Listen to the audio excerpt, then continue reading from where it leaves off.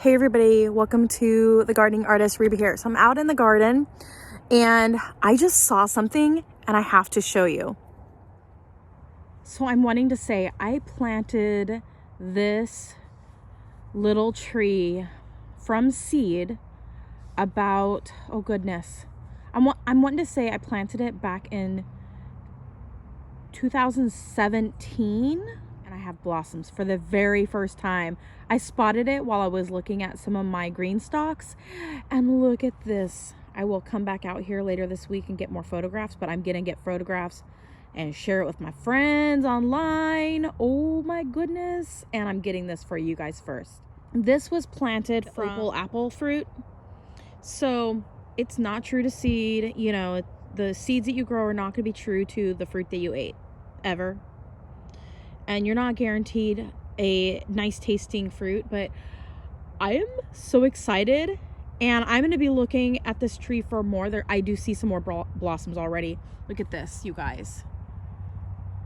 There's some more right there, and I wouldn't be surprised if I've got a couple more branches with some blossoms on them. This was such a great little find today. I'll be looking over my other apple tree seedlings because all of my apple tree seedlings were planted, I want to say, basically the same year. I think my son planted one like maybe the next year. So like in 2018. Oh my goodness, you guys. I don't know the math. Let me see here. 2018, 19, 20, 21, 22, 23, 24. 7 years, you guys. Okay, I had to count on my fingers. Okay, my brain doesn't always work. And I have my gifts in other areas other than math. But oh my goodness, you guys. This is so awesome. I'm just looking around the garden, seeing if there's any other new things that are growing. So, oh my goodness. I'll come back if I see something else that's really pretty or stands out like this to me. All right, you guys. Well, I ended up getting all of these glacier green stalks fully filled with soil and mostly planted out. And I rearranged my berry bushes. It's kind of like raining a little bit right now, so I'm gonna go out in the yard. My shoes are gonna get wet because I didn't wear my garden shoes out front. But let me show you how it's all looking now. So I've got some flowers out here as well, just so when I come out, I have something beautiful to look at, as well as the beautiful things that are going to be growing in the pots. But I have here in the front, I have all of the berry bushes all lined up here, and I have them all the way down the front here. Now I am expecting to be getting some blackberries and raspberry plugs from M.I. Gardener in the future.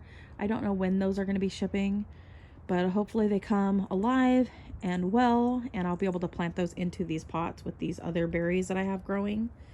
And so that's how they're looking, you guys. I'll step out here a little bit. It's not raining too much. It's just sprinkling, just mostly kind of misting a little bit. So that's how this is looking. I'll zoom out just a little bit so that we can get a good idea. So that's how it's looking.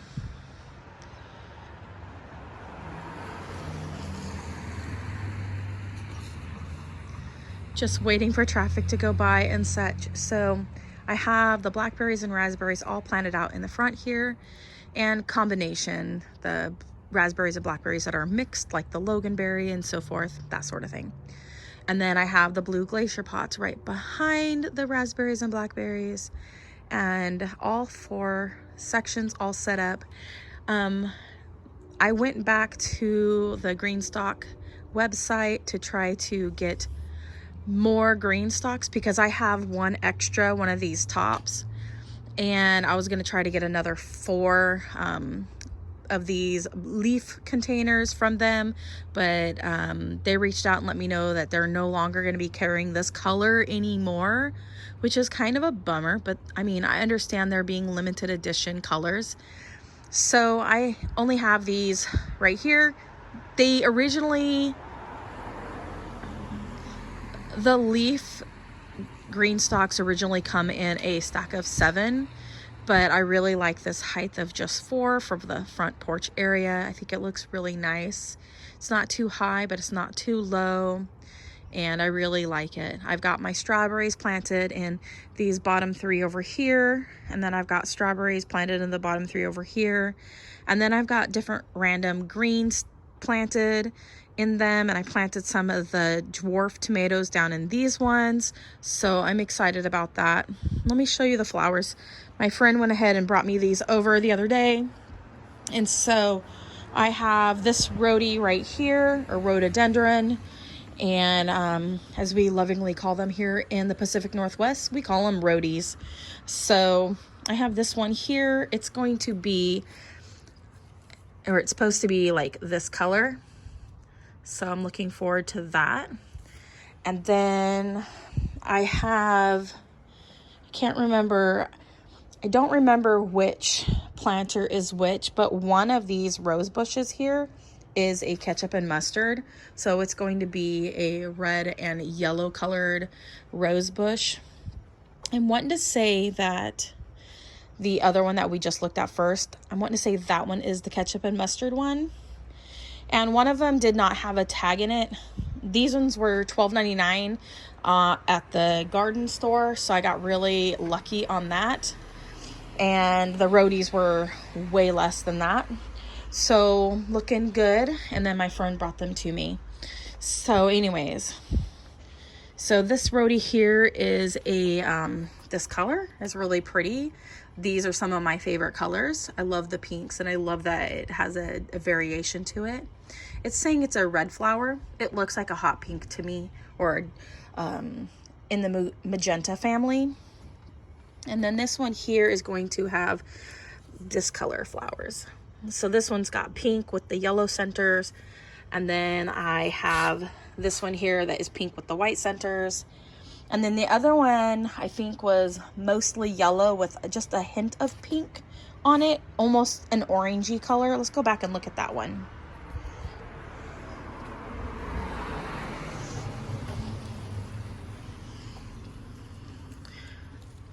Yeah, so this one's gonna have just a slight bit of pink to it, but it's more gonna be a orangey salmon color, so I'm excited for that. It's getting ready to bloom out. So this one has blossoms, whereas the other one is already blooming, of course, so we just saw. This one here is already blooming, which you just saw previously. I am not sure if this one is going to have any blooms on it. It does look like we've got some sort of growth here. Whether or not that's a blooming stalk, it will be next year. But I'm not seeing any big blossom heads like on the other one. So this right here might be more like this, like a growing spur. And then it'll put out more blossoms next year. But I'm going to watch it and just see, because there's a few of these here. There's this one here, and then I've got another one there and another one there. So we'll just see if these ones are, oh, here's another one. We'll see if these ones are actually blossoms that are going to head up, because some of the rhodies actually bloom sooner and some of them bloom a little bit later. So I'll be watching those to see if they develop into an actual blossom head. So I'll bring you back for when they are blooming, like this one here. Absolutely gorgeous.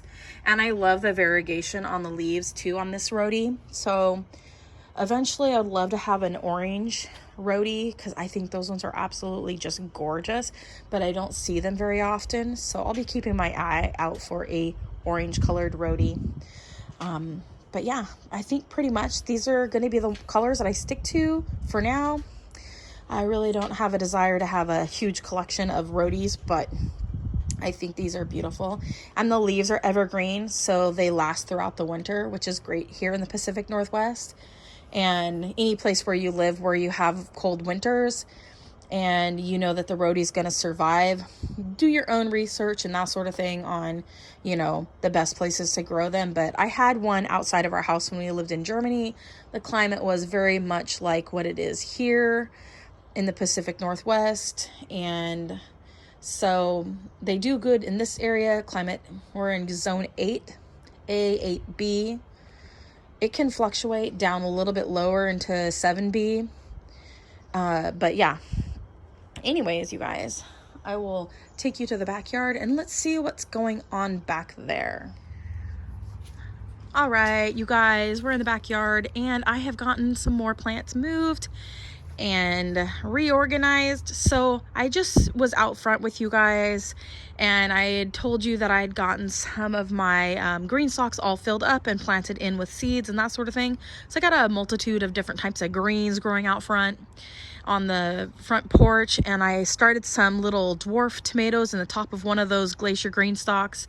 I'm excited for it. I'm hoping to be able to share some of the greens. Hopefully they grow with my neighbors, and that way they can enjoy some of them as well. And so that's kind of the idea. They can come over and get some berries and that sort of thing, because I know I'm gonna have a whole bunch this year, hopefully. And so I'm hoping I get a lot of greens and I can share some of the greens out of the garden and out of the green stalks with them as well. They can plant them into their gardens. But I did get a lot of the pots moved and picked up in this area here, you guys. I got rid of all of the those stands that I was using to hold plants out in the middle of the yard. I forgot to move my chair back up so it wouldn't get rained on. So we don't have a place that's dry to sit now. But some of the soil, what I have been doing back here, you guys, let's go over there. Over here in this part of the yard, you guys, I have this tough box that my husband used for his military gear and such when he was deployed in the military. And so he had to break open the tough box, so this part was broken, so we decided to go ahead and use it. Well, we were just gonna throw it away, and by we, my husband. And I said, let me repurpose it, and I drilled holes in the bottom, and now I use it for mixing up my soil. So I have it here by the garden shed, up out of the way, and I'm mixing my soils and such. I did get all 3 of the big giant pots that were in my big greenhouse, you guys, and I dumped all of the soil into here, and I mixed in perlite and vermiculite and some worm composting. I do have another bag of worm compost that I'm going to use to top off after I've perlited and vermiculated all the soils, and I'm finding it very helpful. And I'm doing this over here, mixing it up, breaking up the soils, and then I can fill all my containers. So I bring my wagon over here with pots and stuff in it, and I'll park it here, and then I will fill my pots with it. So that's where I did all the work. It was right here for all of those green stalks so that I could get everything filled up for out front. Now, let me walk back over to the other side of the house, and I'll show you kind of an idea of what I'm doing over here. Over in this part of the garden, I have a ton of just random pots, you guys. These are pots that I've acquired from either purchasing, which are like the 1 gallon pots, and or I've gotten for free from friends, and or come with plants that I have purchased. So the idea this year is going to be to use these up and get rid of them in my plant sale, yard sale, whatever it is that my friend and I are going to be doing here in the near future. And I'll be excited about this area being downsized into a more manageable area. But what I've been doing is, you see this pot here, it's got a little bit of soil in it. This pot right here that's breaking apart has got some soil in it. There's some dried up soil here. There's soil in these little pots. I just didn't dump them out, you guys. And then I've got some soil in this pot and some soil in this pot. And then there's soil over in that pot. So there's a lot of little bits of soil and some weeds growing in some of it. So I'm going to pull the weeds out. I'm going to clean off any of the moss that might be growing in the top of some of them, like right here. And then I'm going to dump all of that into that big tough box, you guys, that you saw over by my garden shed. And then I'll add in some perlite and some of the vermiculite. And then when I've put them into other pots, like one I have in the green, like some that I have in the greenhouse, I will actually go ahead and I'll add in some of the more nutrient type stuff, which is my worm compost. So let's go in here really quick and I'll kind of show you what I got started this week. I still have yet to start my tomatoes or my peppers, but I'm going to go ahead and get those started here very soon. So in this pot, I have some greens. I don't know what kind of greens they are, but you can kind of see the seeds at the top here. They're kind of like purpley and burgundy color. I sowed them in here. I've had troubles with some seeds growing before. These ones I think will do fine. And I didn't want the birds to get to them, so I figured I'd plant them in here. Some of these are better to be sown surface like this, and some stuff you want to rough it up. And so I didn't actually rough this one up, but I could come in here with some of that worm castings that I got in my big bag of worm castings, and I can sprinkle like a layer of worm castings on, and that's going to be really good because it's not going to add too much fertilizer that's going to damage the plants as they're growing. It's actually going to be more beneficial, and I will have stronger plants for it. So that is what I'm going to aim for this year. I do have some fertilizer that is the slow release, and I can't remember if it's Burpees or what brand it is, or I think Scott's is also a Burpees brand. I can't remember. I think Scott's owns Burpees. I don't remember for sure, you guys. But anyways, so I am going to see how these go. These were just sown this week. We're going to start getting a little bit more warm weather next week. So I'm not like holding my breath for these to germinate this week, but I'll be coming in. I did water everything in. All of my seedlings, I watered them all in with a fine mist. So I do really like that on my hose that I have this year. And I do want to get a couple more of those hose handles. I want to get a longer one and then move the shorter one out front because I like it. And so I'm going to do that. And let's see here. On this side, I've got arugula planted. This one is called mustard tasting lettuce. I have a feeling this is actually cress, watercress, but not water chestnuts. Watercress is completely different. This is more of a green. But it has a peppery flavor to it, but it doesn't taste like arugula. It has a different flavor profile, but they're both kind of spicy. So I have those planted in here, and these were some seeds that I had saved from 2014, I'm wanting to say. Maybe. Or 2017. Can't remember. Then down here, I have some more planted, some more varieties. I have spinach, the Olympian hybrid. Reba Stella Minuta. I don't know. This one is a slow bolt, large leaf spinach. It's a Italian variety. It looks like my puppy actually like stepped in here. There's two little indentions there. You little stinker. Over here on this side, you guys, I have fenugreek or fungreek, like I like to call it, and then I don't know how to say this one, you guys. Then I have this one here, and it is that right there. I have this one here. I don't know how to say it. I think it's kind of like a grass, Egyptian spinach. And then I have arugula in that one right there. Oops, my puppy did get into that pot. She actually pulled this one out of this pot. Naughty. All right, you guys. So let me get this moved. So that's what I'm doing in the greenhouse, you guys. I forgot my wagon out in the rain and my screwdriver. I was using that to poke holes out of some of the pots that you saw in there on the bottom shelves. They were some Dollar Tree pots that came out like in 2020, and they're super nice. I did end up breaking one, but I think it had some weather damage to it. And I was using the screwdriver to poke out the little parts on the bottom of the pots. They're like little, like almost like pre-cut out, but you just have to put pressure on it and then they pop out. So let me move this. out of the way. I'm gonna move this up by the garden shed. All right. The green stalks seem to be doing really well with the berry bushes and such. The first 4 pots here, they have wintergreen in the very top section. And I'm thinking I'm gonna go ahead and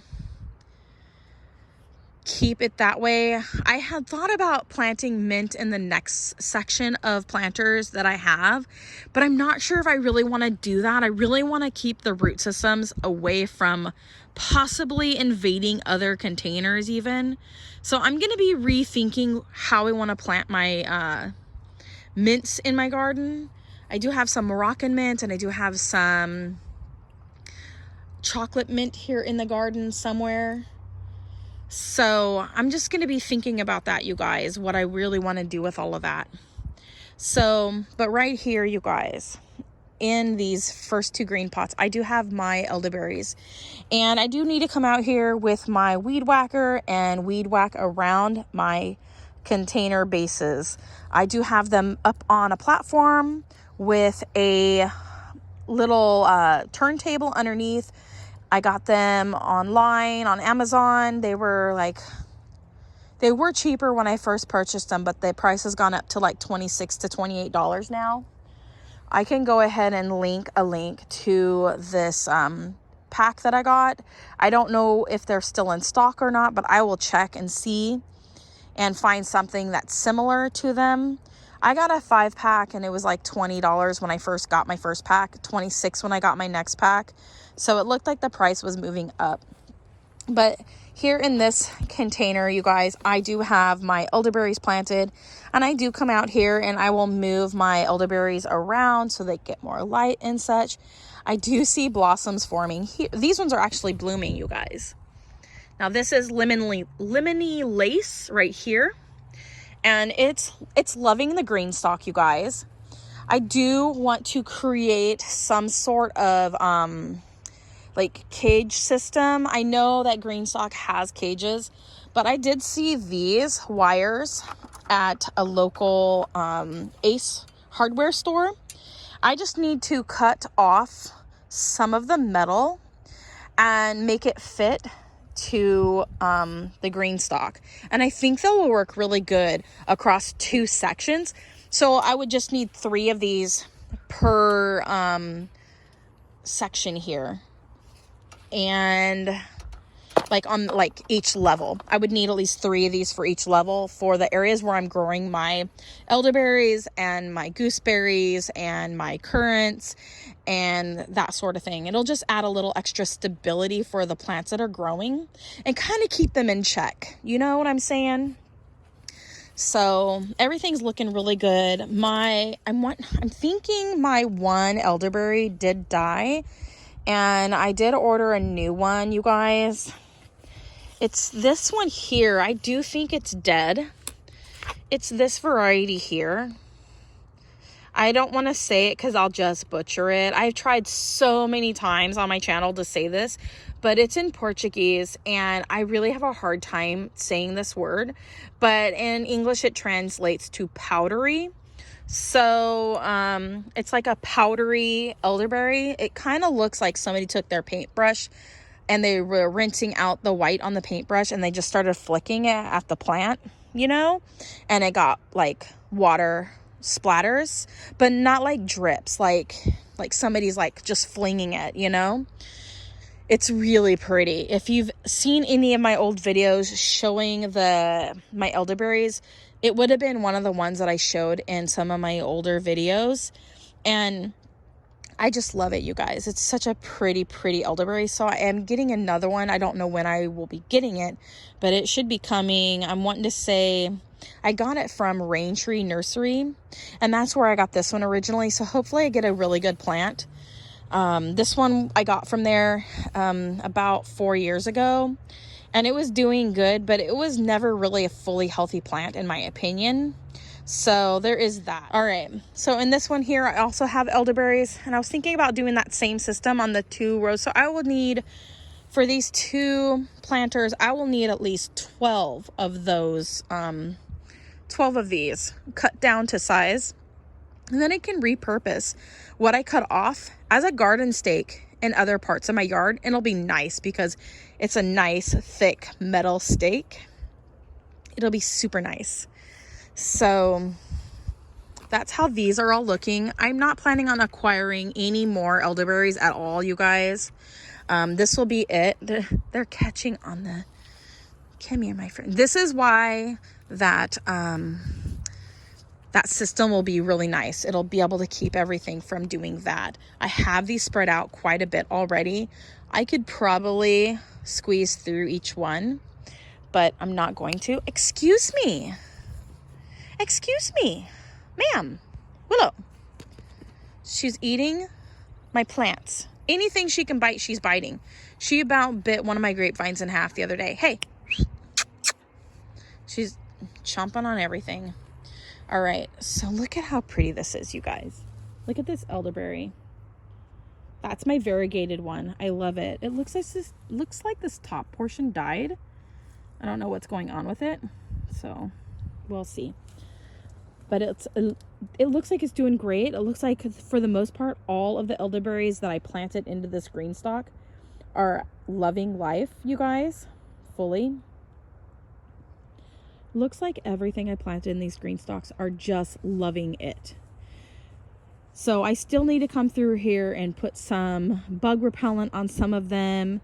I was going to do some more research before I actually do that, because I don't want to hurt organisms that are living in the soil, if at all possible. But if there's no other way, I do want to save my plants from being annihilated by the ants and such. So we'll see what happens. And these next two planters on the bottom, you guys, if you didn't go back and see some of my earlier videos from gardening this year, these ones here have gooseberries in them right here. And the next one has gooseberries on the bottom and then currants in the second section right here. And then I have one currant that wouldn't fit. So I will be probably actually potting that into one of these empty containers here, because I do have some crandall currants in another part of my garden that are actually blooming right now. And since I have those, I have at least 3 of those. 2 of them are which are planted into one of these purple containers like this right here. Or that's a better example right there. I have them planted in something like that, and they're together. So I figured I could split them apart and they can each have their own little section, and then I'll have 3 of those in one of these spots. And I figure I could do every other one and then have them maybe be on the second row. And now, something I was talking with my husband about the other day is trying to free up some more space here in the yard, because my husband wants to be able to throw the football, and my sons would like to make a bigger track for exercising. So like my one son has made this ring around this trampoline that's gonna go away soon. And I have a bunch of fig plants over here, fig trees, and I need to size those down some more. I have some in this pot that I'm going to be selling in my yard sale, some in that pot that I'm going to be selling at the yard sales. These ones were question marks whether or not I wanted to keep them or not. But my husband said it'd be nice for me to like size my fig trees down to 3 fig trees. And while I agree with him, that would be more reasonable, I still want to know what some of the figs are going to taste like. So as of right now, I'm still holding on to some. My idea was trying to pare it down to at least 20 varieties. 25 if I had to. Because some of them I just have not yet been able to taste the fruit off of. And I don't know if I ever will. But I am seeing fruit development, you guys, on some of my fig trees this year. This one here, I don't know if that's fruit or if that is a leaf there, but some of the fig trees are starting to wake up, and it'll be really interesting to see which items are giving me fruit this year. I know that I do have some fig trees over in this section of the yard. These ones are all in larger pots. I haven't factored these ones into whether I keep or sell. Some of I do know I want to keep them. Some of them are from Northern California, which is a place where I grew up. And so I'm excited about trying the fruit off of the trees from where I grew up. And so generally they do really well in this climate here as well.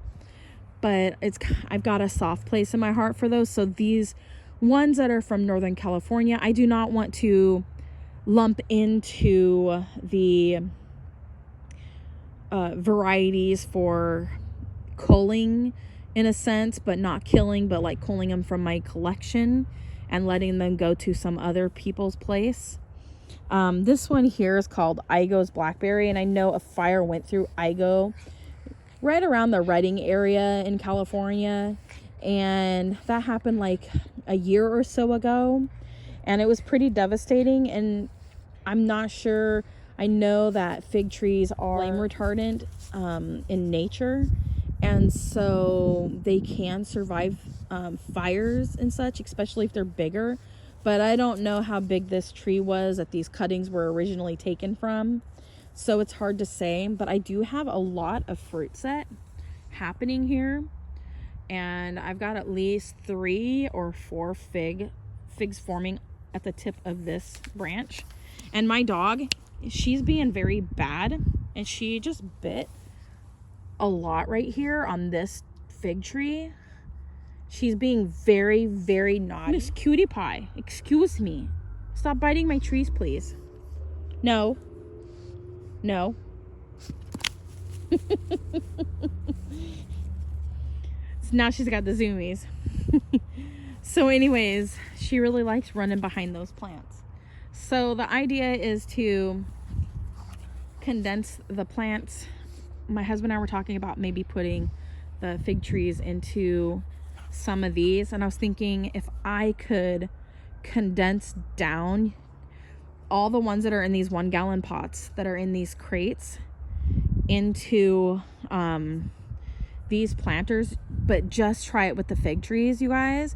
I know I'm growing unconventionally, but I could still plant in the top. I could do lettuces and stuff at the top soil area, because the tree's only going to be in a certain section, and I could do like little lettuces on either side of the tree trunk area just to see how it goes. I've been growing in container pots for a while now, and I know that I can grow my trees in small areas, especially since I really don't want the trees to be in there very much longer.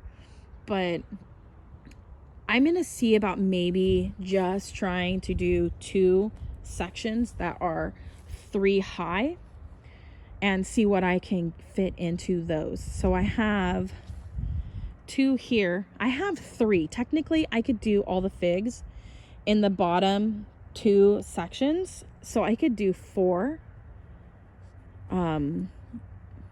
tiers. No, 6. I can do 6 tiers.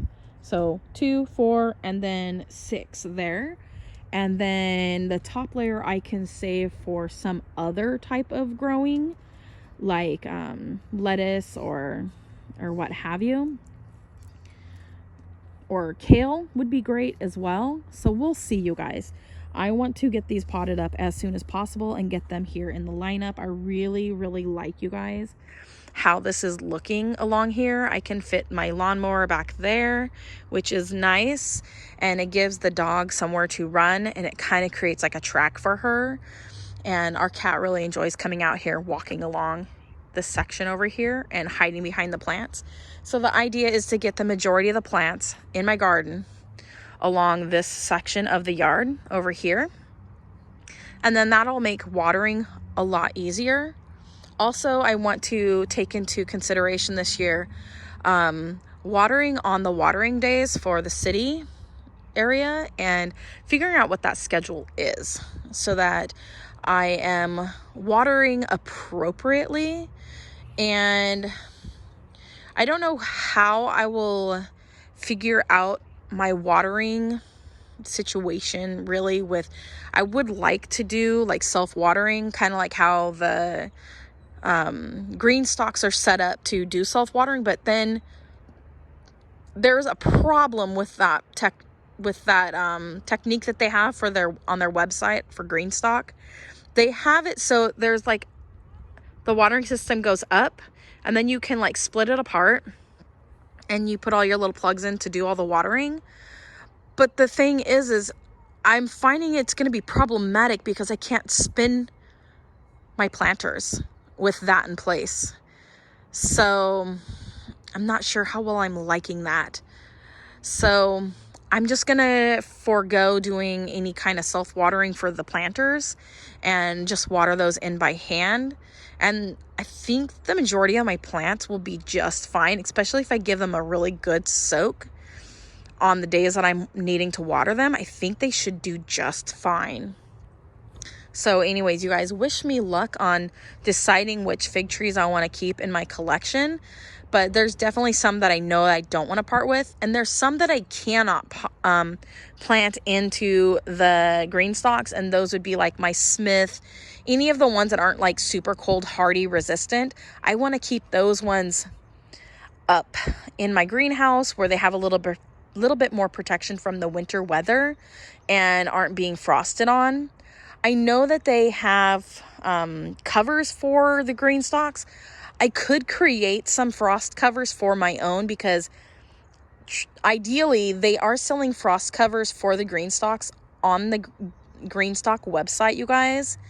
However, I'm not stacking my green stalks as high as the covers are made for. And to me, I think it would be wasteful for me to purchase a cover when I can actually make a cover myself. And that's just my idea, what I'm thinking. So I'm thinking maybe I'll just make some of my own covers and that sort of thing. So anyways, you guys, thanks for watching. Comment, like, subscribe. Tell me what you think about me planting my fig trees in the green stalks. I know it's unconventional. Some people will tell you don't do it, but I don't care. So anyways, like, comment, subscribe. Comment, subscribe, click the bell button. As always, love what you grow and grow what you love. God bless. Bye.